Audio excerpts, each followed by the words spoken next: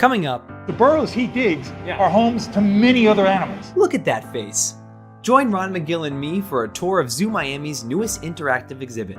It'll get a little wild. And you gotta whack them out, and you gotta get them all. Then, find out how this 91-year-old veteran can leg press 360 pounds. I'm still putting on muscle at 91 years old. You can grow muscle at 91. Plus, another healthy recipe with some spice, a quick and simple workout with Morgan, and more today on SoFlo Health.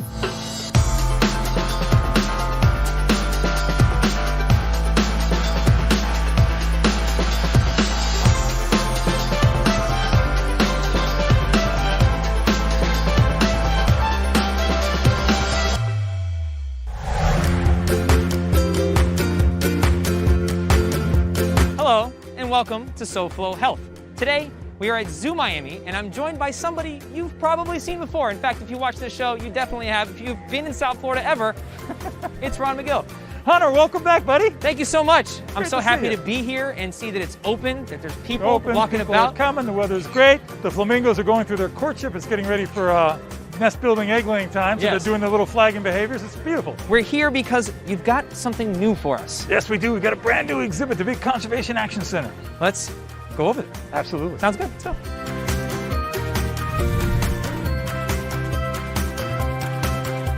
So Ron, this is it. The new exhibit.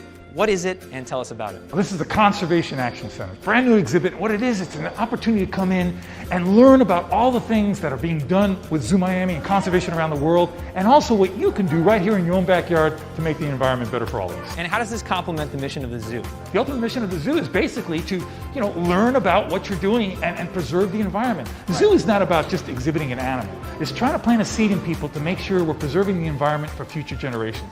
The saddest thing, Hunter, would be if the zoo is the last place we can see this wildlife.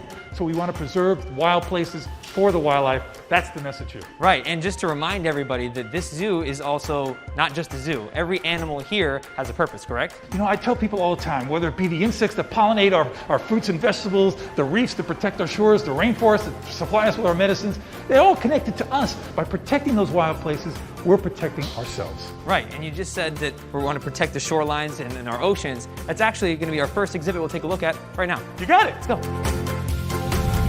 So here we are at Exhibit A. Ron, what's the purpose of this exhibit? I think it's Well, pretty this clear. is to show you the amount of garbage, especially plastic, Yeah. that is just dumped every day. One day we took over 800 pounds of plastic and garbage off of one beach here in Miami. Right. So we're just trying to impact people that, listen, we can do better than this. We can not use all of these plastics. We can, Right. there are alternatives to make things better for everybody. It's the main thing to understand, that we can make small changes in our everyday life that can make big changes for the planet as a whole. Well, there's so many more exhibits to see, but first, watch this. Like Ron and I were just talking about, these beaches do look pretty clean until you take a closer look, and it takes you no time to find something like this red Solo cup that I just picked up, or even worse, these microplastics. In fact, these larger plastics, like we just talked about, become these tiny plastics. And you don't really realize how prevalent that is until you come to a beach, which looks pretty clean. I could just pick any spot randomly, and I'll just start waving my hand around. Oh, look, a piece of plastic. Look around some more. There we go, just like that. Tiny pieces of plastic. And those are the bigger problem, because that eventually gets into our food sources, and then we eat that. That's just not healthy. But Hunter, I'm not eating plastic caps off the sand like this one right here.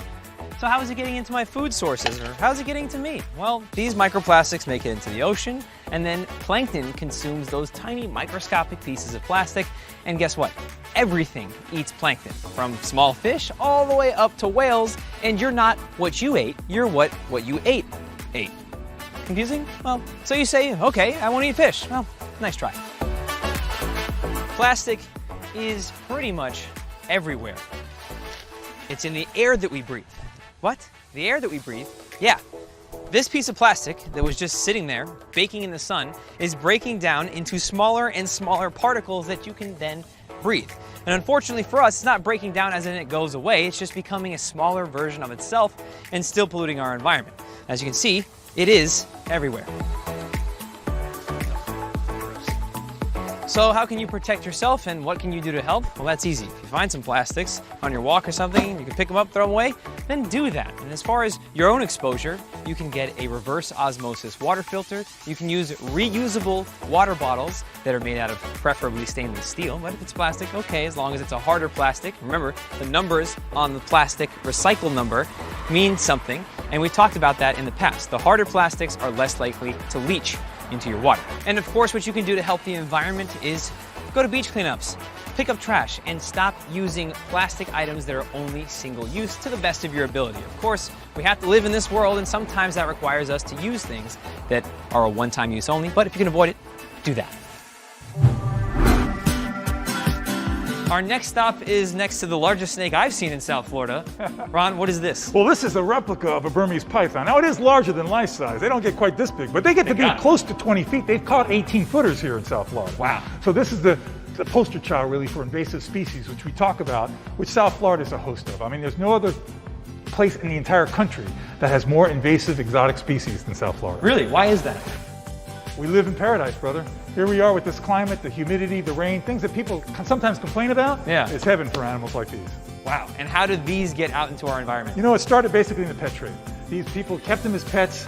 Sometimes they escaped on their own, but a lot of times people just release them because they'll buy them in a pet shop when they're 2 feet long as hatchlings, and they don't realize they get so big, and all of a sudden they're not feeding little mice anymore. Now they're feeding rabbits and things bigger than that, and people say, I don't want any part of that, and they let them go. It's actually illegal, but people still did it, and now it's illegal to even have one of these as a pet without a specific permit. Wow. Well, do you think that's a good thing? I think it's a great thing. I do too. And I think it's also great that we're able to learn about it right here. We've got so much more to see, so stick around. Come on, Ron, let's go. When SoFlo Health returns, you'll meet Edward. This 91-year-old vet shares his story on how it's never too late to start exercising. And we'll whip up a healthy meal that stars turmeric. Focusing on you from your team of experts at Sylvester Comprehensive Cancer Center, South Florida's only National Cancer Institute designated cancer center. A few months ago, I was diagnosed with stage 1 HPV throat cancer. When Bruce Hunter was named Man of the Year for the American Cancer Society's Wine and Spirits Gala, he had no idea he would be speaking as a cancer survivor. I was very lucky and very blessed that they did find it. Bruce went to see Dr. Giovanna Thomas, a head and neck oncologic surgeon at Sylvester and director of the robotic surgery program for the Department of Otolaryngology at UHealth. She offered Bruce a minimally invasive procedure. Basically what it is a technique that we use to access very difficult areas in the throat that is not easily accessible without having to split the jaw or split the lip. Transoral robotic surgery means a faster recovery for patients. The patient may avoid any additional treatment that may consist of radiation and or chemotherapy. And we know that less treatment for the patient means less side effects. Dr. Thomas successfully removed the tumor on Bruce's tonsil. 1 month later, Bruce was speaking at the Cancer Gala, thanks to robotic technology and the entire UHealth team. They did a wonderful job through the surgery, and especially with robotic surgery, which really was a lifesaver.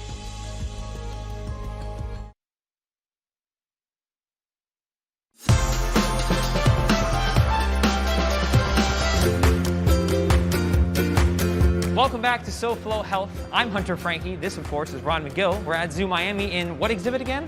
We're at the Conservation Action Center, brand new action center. Yes, and we have a new friend. Yeah, this is a Gopher Tortoise here. You know, there's several sections in the center. You learn about the invasive species, the pythons, the iguanas, and such. But we also have a native animal section where people come and see some of the native animals that we have here in our backyard.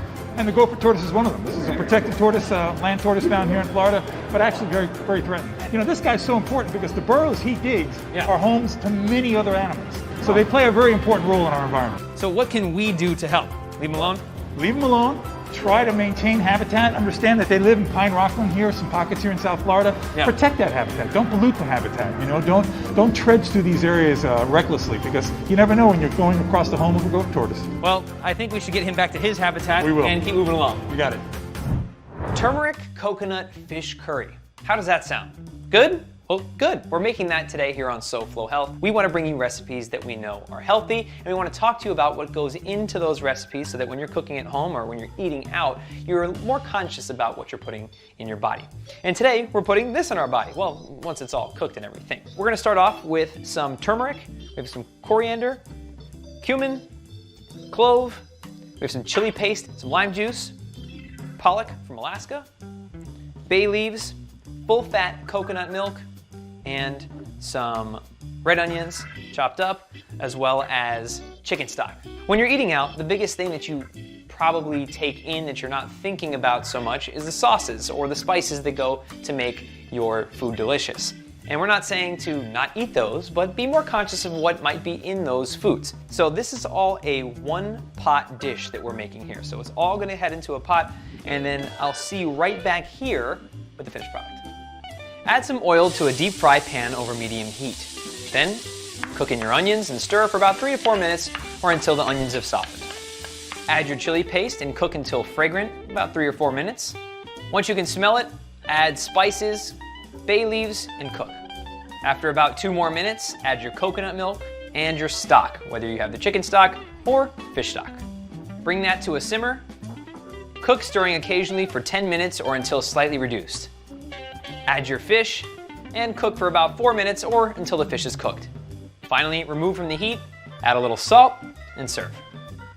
There we have it. Pretty simple to put together. The whole idea is to control the ingredients that go in it. You've got your protein, you've got your carbohydrate, you've got some good healthy fat from the coconut. Here we go. I'm gonna take a taste. Healthy taste, that is. Wow, that is delicious. It's spicy, it's light, it has all the flavors of restaurant eating right here at home, but SoFlo Health style. So I think I'm just gonna polish off this here bowl. We'll see you in the next one. Okay, so we saw live native species. Right. Now you have some live invasives as well. We do. We have a couple examples of the big invasives, the common boa or red-tailed boa found here, and then we're now finding it down by like the Deering Estate, places like that. There's some populations. Right. That's one example. Then the big example over there on the left is going to be our pig tegu lizard. So take a look at him. The tegu lizard is really a huge threat now because this animal loves eggs, and it goes after the native bird eggs, goes after crocodile eggs, Right. goes after alligator eggs. This really poses a threat to our native species. Well, I'm happy to be able to learn about him and see him here, but I'm glad that we've got him contained and he's not out causing a problem. And hopefully we can start to contain the ones that are out there. Yes, and where are they supposed to be? Central and South America, mostly South America. This is the Argentine black and white tegu. Well, you might be able to hear some sound going on in the background. You're gonna see what that is after this. SoFlo Seniors Strong is sponsored by Health Sun Health Plans. There are over 5 million seniors in Florida, most of which seem to be down here in South Florida, which is for good reason because we have a new segment called SoFlo Seniors Strong, and we're here to answer some of the questions seniors may have, like how do I stay healthy and vital? So what's the answer? Well, of course, you could head into a gym like this one. Everybody knows you're supposed to eat well and exercise, but if you're a senior and you see a machine like this could be kind of intimidating. Well, this is Edward Reichbach.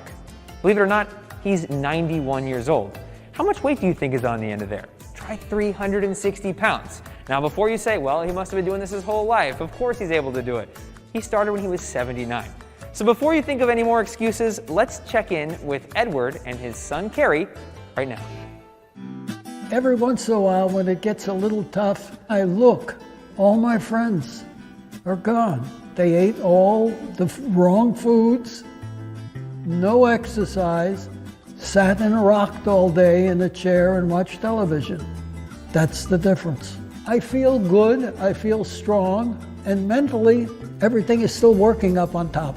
Movement is the key to all of this. Typically, you want to start with something that everyone can do, and that's just walking. From that point on, we can begin strength training. Strength training combined with a balance movement. Again, imbalance leads to a fall, and that can be fatal. I started with 5 pounds. What was the latest I pulled? 35. I think it was about 65. If you say so. Oh, good. Sometimes it pays to be the father.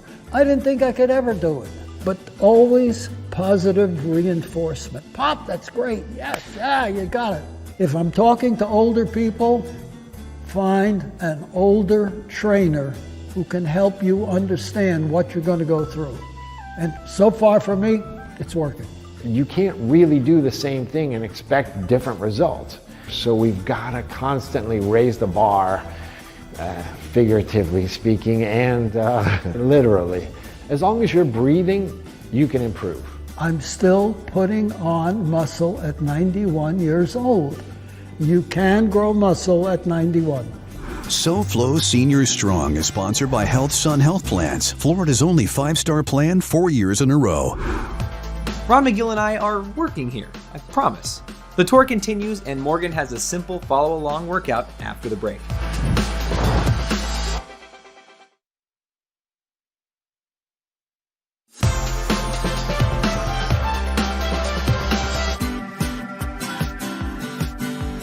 Welcome back to SoFlo Health. I'm trying to keep up here and make sure that I'm whacking our invasive species, right? We're not species.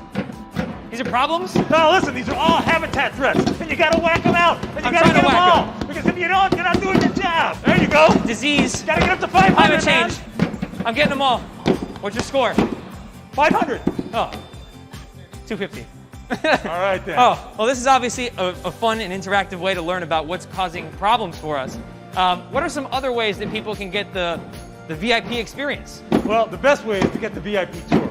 You can go to our group sales and you get a VIP tour where you get a personal guide on a golf cart that takes you throughout the zoo on your own personal golf cart, includes food, includes drink. It's a great experience, the best way to do the zoo. $75 per person, but it's more than worth it. Awesome. Well, if we like this game, we have another one for you, but first you gotta watch some more SoFlo Health. This is Morgan Shapiro. We're at Peace Mountain Park here in Weston, Florida. We're gonna take our masks off because we're 6 feet apart. We're ready to work out. So, let's go. I am loving the energy because today is a high-intensity interval training cardio workout. No equipment necessary, but sometimes high-intensity interval training could be a little hard on the joints, maybe a little, high impact. So I'm gonna give you guys modifications to where you can do it hardcore, but we also can do low impact. First one, simple. Let's go back to the basics. Give me a few jumping jacks. Up, down. So I would do this 30 seconds, then we're gonna rest 30 seconds after. So now if this is a little hard on your ankles, on your knees, maybe you just don't feel like it that day, we're gonna do a modification. So we're gonna go side, and then in, and then side, and then in. And you can get this, go quick, get the heart rate up, in, out. We're gonna rest for 30. And then we move into exercise number 2. You ready? Okay.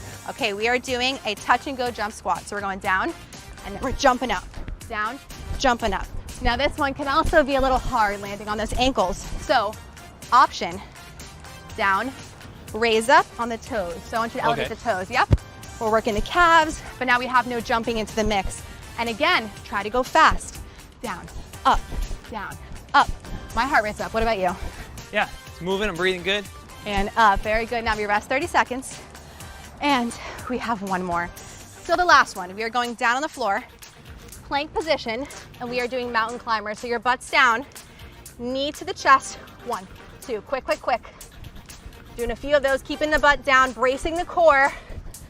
But again, here, you can feel it on the toes, feel it on the ankles. So modification, back to starting position, one knee in at a time, and then place it down. Still firing up the core. Heart rate is up. 2 and 1, very good, and there you go. 1 round, full body workout, cardio. I recommend running through this 2 to 3 times.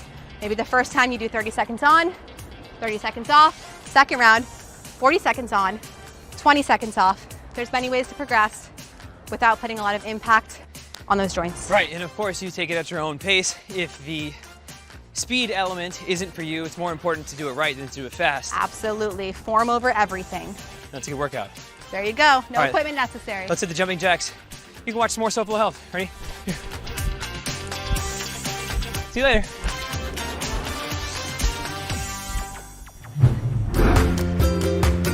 Well, you can see they're still enjoying some habitat whack-a-mole in the background here, but we are at the mating game.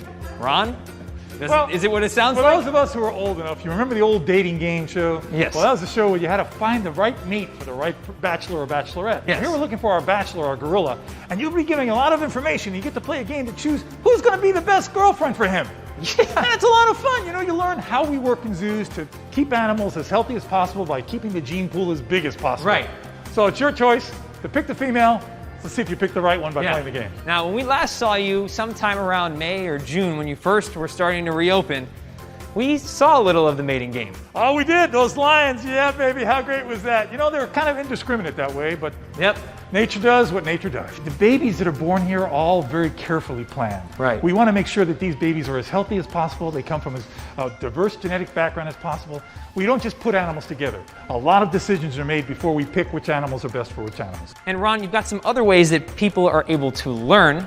What are those? Absolutely. If you can't make it to the zoo on any given day, you go to our YouTube channel. We have the Zoo Academy videos. These are videos that I host, and I personally bring you to different animal exhibits, give you some interesting facts about the animals, stuff that a lot of times you might not know, but in a fun way. This is not like going to school and taking a test. It's me kind of being goofy and teaching you about the animals that live here at the zoo. Sure. Do we get some behind-the-scenes looks as well? Absolutely behind the scenes. So that's the great thing. It's a window into the world of the zoo that you might not otherwise have by just coming to visit. Perfect. Well, we've got more to see. Absolutely. I know, we've seen so much already, but there's still more, so hang with us.